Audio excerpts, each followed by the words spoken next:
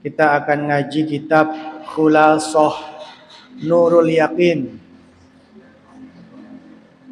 sebuah kitab yang membahas sirah nabawiyah yang memiliki keunikan, memiliki ciri khas daripada kitab-kitab sirah yang lain,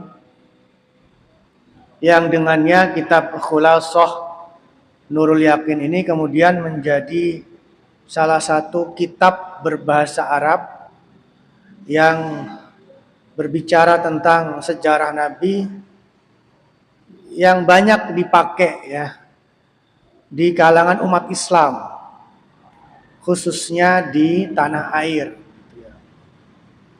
Karena kalau kita bicara kitab-kitab berbahasa Arab khususnya yang membahas sejarah Nabi, membahas tarikh, membahas sirah nabawiyah itu kan banyak sekali nggih. Baik yang ditulis oleh ulama-ulama zaman dahulu maupun ditulis oleh ulama-ulama zaman sekarang. Nah, di antara kitab sirah yang sangat terkenal itu adalah kitab Khulasah Nurul Yaqin. Jadi khulasah niku artinya ringkasan kitab Nurul Yaqin. Dimatiin aja internetnya itu caranya. Internetnya dimatiin internetnya. Jadi saya perlu menjelaskan kitabnya lebih lanjut dulu ya. Jadi dalam literatur keislaman itu ada kitab namanya Nurul Yaqin. Ini kitab juga berbicara tentang sirah. Kitabnya tebal ya, kira-kira 300-an halaman. Yang ditulis oleh Syekh Khudori Bik. Bik itu kalau ditulis bahasa Arab itu ya tulisannya ya ba dan kaf. Dan nanti kalau di Turki bacanya menjadi apa? Bey. Jadi bey itu kalau bahasa Arab itu tulisannya itu big gitu ya. Nah, karena kitab ini tebal ya. Kitab ini tebal kemudian coba diringkas oleh seorang ulama Mesir namanya Syekh Umar Abdul Jabbar. Diringkas menjadi kitab Khulasah Nurul Yaqin. Ya, karena ini kitab ringkasan, kitab rangkuman, maka kitabnya itu kecil dan tipis gitu ya.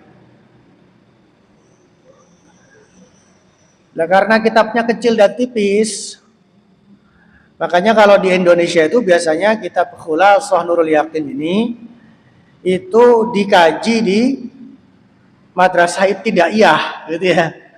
Sekolah-sekolah dasar. Jadi madrasah SD yang sekolahnya sore itu loh gitu. Artinya kitab dibuat untuk anak-anak kecil gitu loh gitu. Karena apa? Karena kitabnya kecil, ringkas gitu gitu. Nah, saya berpikir ya daripada kita ngaji kitab yang dur-dur, okay, kitab yang tebal-tebal, nanti nopo otaknya nggak nyandak ya. Atau nggak hatam-hatam ya. Kalau kitabnya tebal kok nggak hatam-hatam, ya udah kita ngaji kitab yang kecil-kecil saja. Yang penting nanti penjelasannya coba kita perluas begitu ya. Dan tentu saja kita hubungkan, kita kontekstualisasikan ya. Sehingga sirah nabawiyah ini ya, kehidupan Nabi, sejarah kehidupan Nabi ini juga nanti bisa memberi kita inspirasi-inspirasi yang relate, yang berhubungan langsung dengan dinamika kehidupan yang sedang kita hadapi. Karena memang ngaji kan tujuannya itu. Ngaji itu tujuannya untuk diamalkan. Nah, supaya bisa diamalkan itu caranya bagaimana? Ya dikontekstualisasikan kan begitu ya. Nah, inilah justru sebenarnya keuntungan keuntungan kita ngaji kitab Khulasah Nurul Yakin. Karena kitabnya tipis, penjelasannya nggak banyak, sehingga penjabarannya bisa kita kembangkan gitu ya, secara kontekstual. Lah saya sendiri alhamdulillah tahun inilah sebenarnya ya, tahun kemarin sama mungkin semester awal tahun ini itu saya ngaji kitab ini. Ya malah kurang lebih 2 tahunan lah saya ngaji kitab ini di Watu Mas. Pun di Watu Mas niku. Watu Mas niku Purwanegara.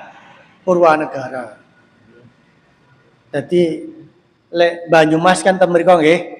Banyumas. Lah watune temriku. Banyumas temriko, watune ten Purwanegara. Karena kula niki sejak tahun 2022 itu ngajar pesantren mahasiswa yang ada di Watu Mas. Pesantrennya Profesor Abdul Basit. Dan sekitar 2 tahun yang lalu saya minta supaya saya diizinkan ngajar kitab tarikh gitu nggih. Kitab tarikh, kitab Sirah Nabawiyah.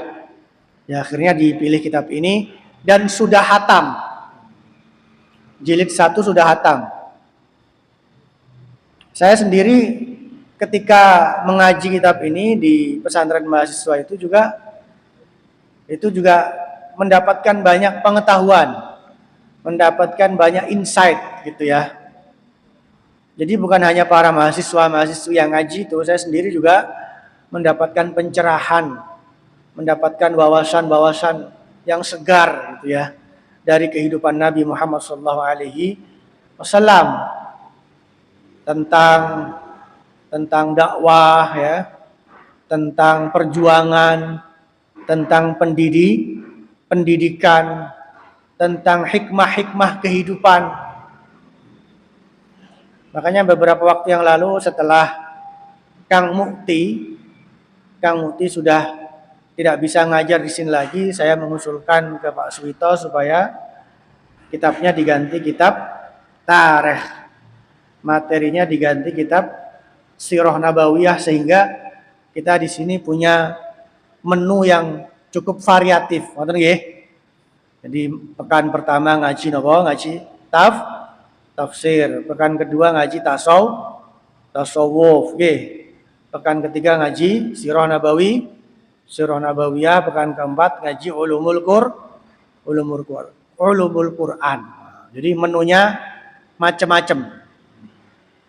Sehingga ibaratnya kalau kita makan itu ya lawoe gak iku-iku tok lah, kira-kira seperti itu ya.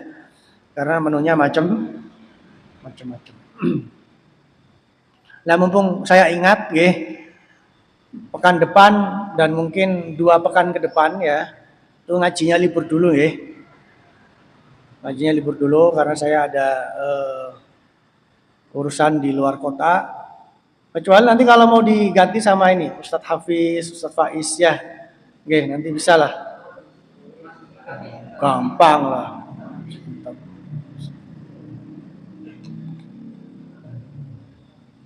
Niku kan niki. Santri-santrine niku Abah Uci. Ten Banten niku wonten ulama terkenal jenenge napa? Abah Uci Turmusi ya Mas ya. Nah, ini santri-santrine niki. Niki santri-santri bukan sembarang santri niki. Nah.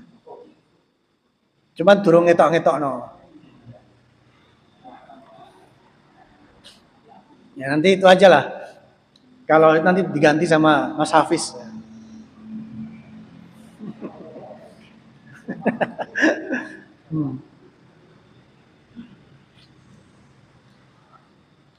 Bismillahirrahmanirrahim. Jadi sekali lagi kitab Khulasah Nurul Yakin itu ditulis oleh Al-Ustadz Syekh Umar Abdul Jabbar.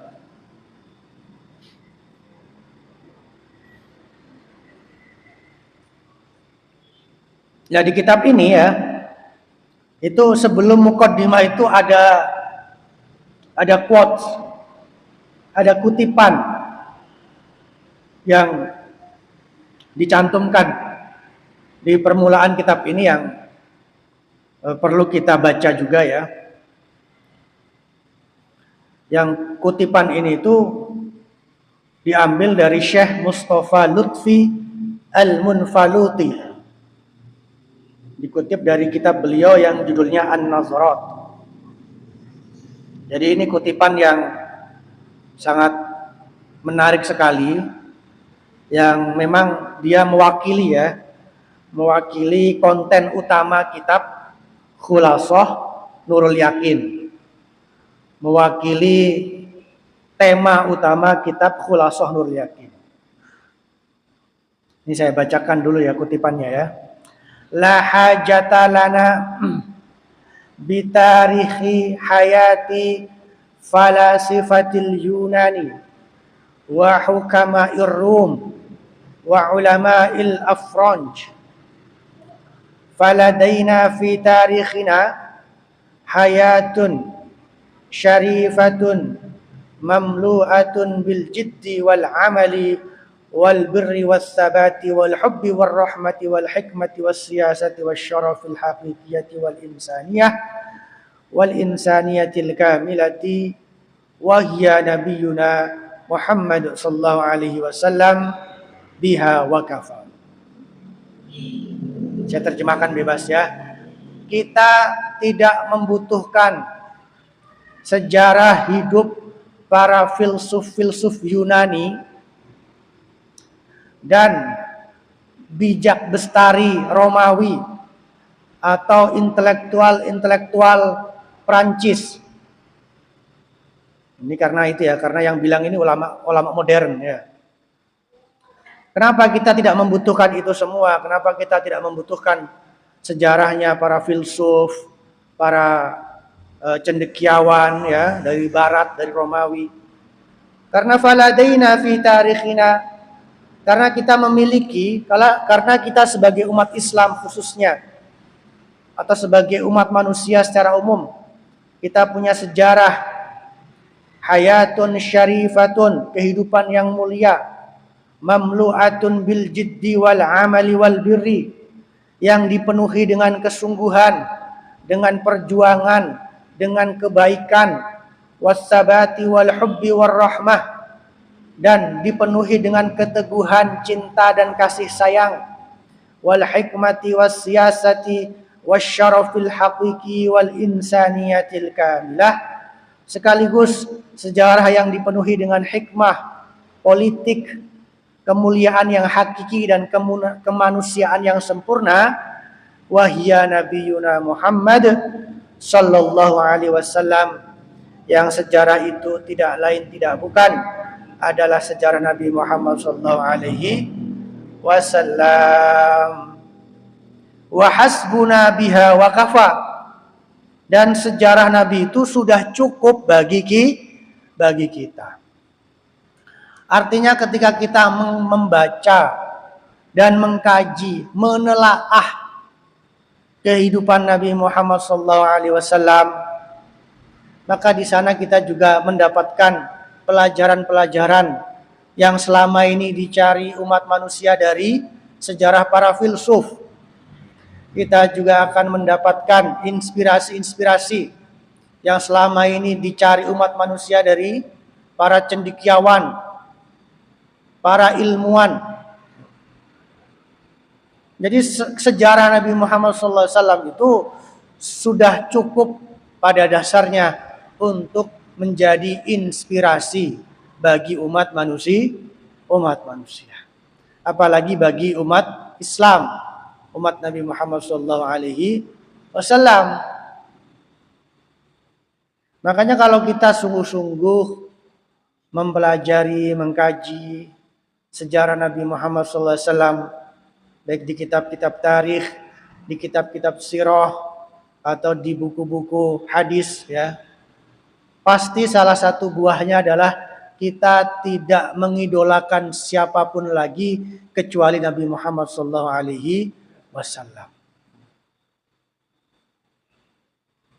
Kita tidak mudah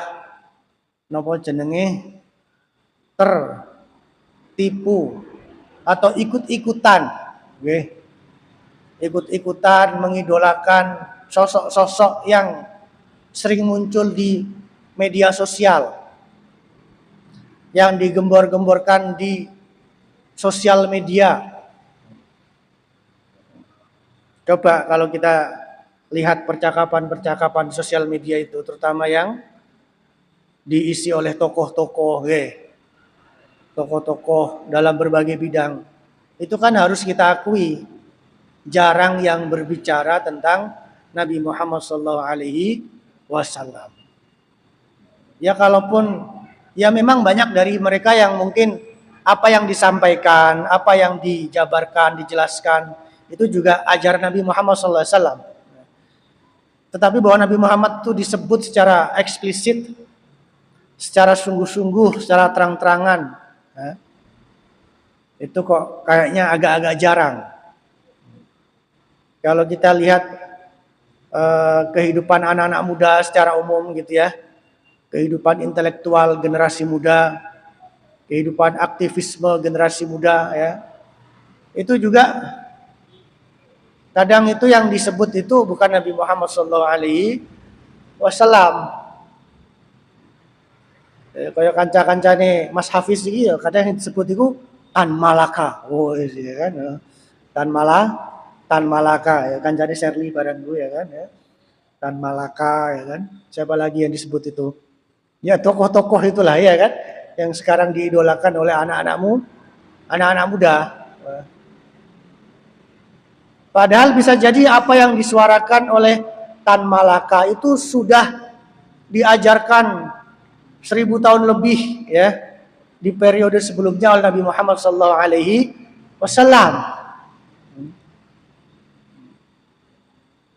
Bukan berarti kita tidak boleh ya mengidolakan atau mengambil inspirasi dari tokoh-tokoh yang sering muncul di percakapan di sekitar kita atau di sosial media ya. Tetapi betapa ruginya kita ya sebagai umat Islam, apalagi kalau ternyata tidak mengenal secara mendalam sosok Nabi Muhammad SAW,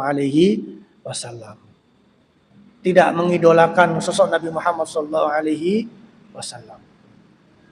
Karena jenengan mungkin pernah mendengar ya, saking hebatnya Nabi Muhammad SAW itu sampai banyak orang-orang kafir itu orang-orang kafir itu mengakui kehebatan Nabi Muhammad SAW, mengakui kecerdasan Nabi Muhammad SAW. Sampai ada itu ya seorang tokoh orientalis kalau nggak salah ya, namanya Bernard Shaw. Itu dia mengatakan ya, saya pernah ketemu di suatu buku itu, beliau mengatakan seperti ini. Seandainya Nabi Muhammad itu masih hidup, itu beliau bisa menyelesaikan masalah-masalah yang terjadi sekarang ini ya sambil minum kopi ya, gitu ya. Sambil minum kopi.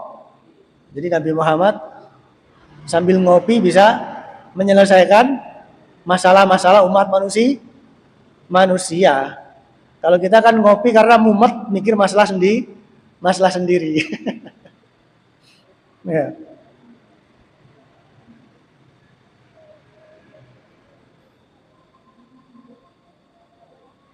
Jadi artinya kita punya goal yang jelas ya. Kita punya tujuan yang jelas. Kenapa kita harus terus mempelajari kehidupan Nabi Muhammad SAW. Supaya kita punya role model.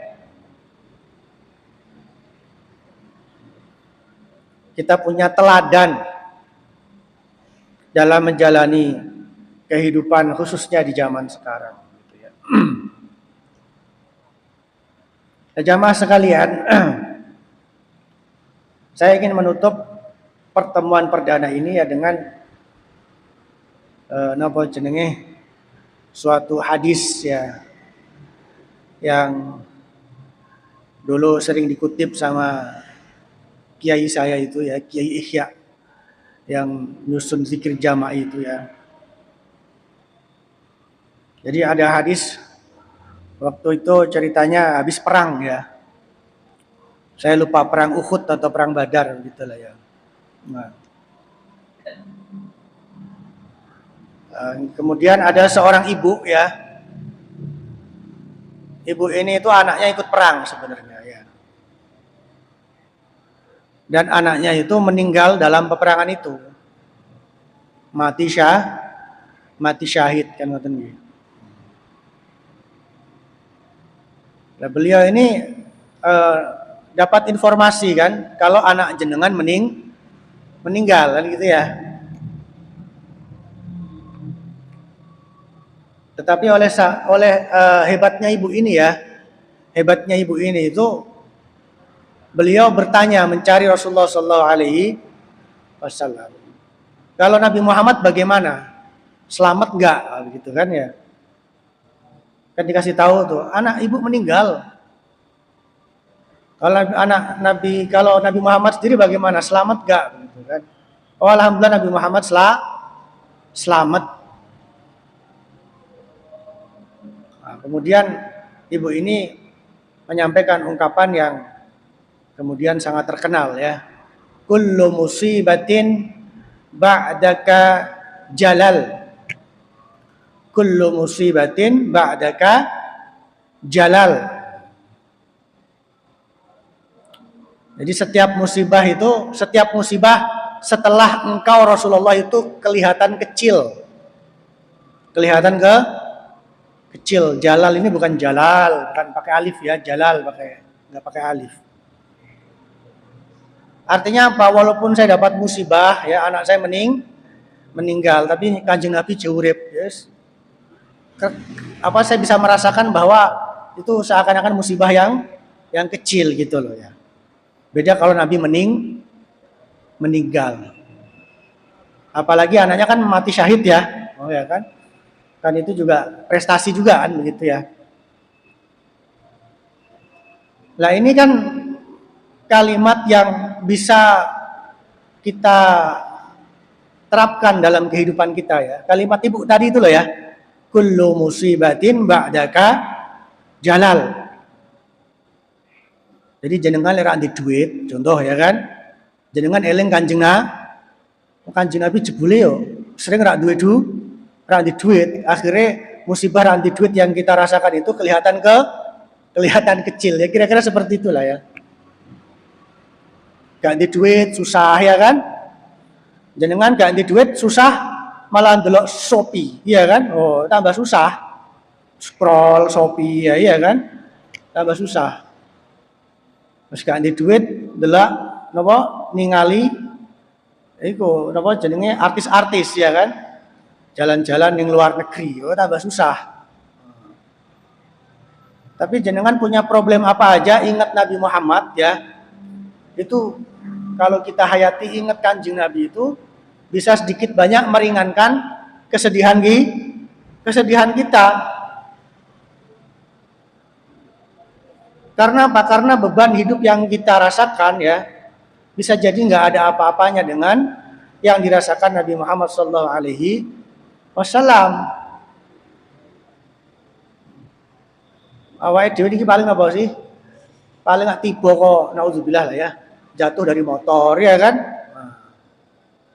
Nabi Muhammad tuh dipupoh wong nggih. Perang Uhud ya kan, dihajar orang sampai giginya patah ya kan. Jenengan kan boten nate dan nggak perlu seperti itu. Ya kan, Mbak? Nabi Muhammad itu pernah perang sampai giginya patah. Kalau jenengan paling kan patah hati lah, ya kan, nggak sampai gigi patah, ya kan. Ya. Mas Faiz juga ini ya, patah hati ini ya. Jadi Mas Faiz kalau patah hati ingat Nabi Muhammad waktu perang Uhud, ya dihajar orang-orang kafir sampai giginya patah. Oh ternyata patah hati saya nggak ada apa-apanya dengan yang dirasakan Nabi Muhammad Sallallahu Alaihi Wasallam. Nabi Muhammad meninggal bapaknya, meninggal ibunya, anaknya meninggal, istrinya meninggal, pamannya meninggal, ya kan? Dikhianati orang, ya kan? Orang-orang munafik itu kan pengkhianat semua itu. Ya kan? Jadi kullu musibatin ba'daka jalal. Nah itu barangkali lah ya sedikit prolog, sedikit mukaddimah yang bisa disampaikan pada pertemuan perdana pada malam hari ini. Semoga memberikan manfaat buat kita semua, khususnya menumbuhkan dan meningkatkan rasa cinta kita kepada Nabi Muhammad SAW. Aqulu qouli hadza wa astaghfiru lakum wallahul muwaffiq ila aqwamit thoriq. Subhanaka wa bihamdika asyhadu an la ilaha illa anta astaghfiruka wa atubu ilaik. Wassalamualaikum warahmatullahi wabarakatuh.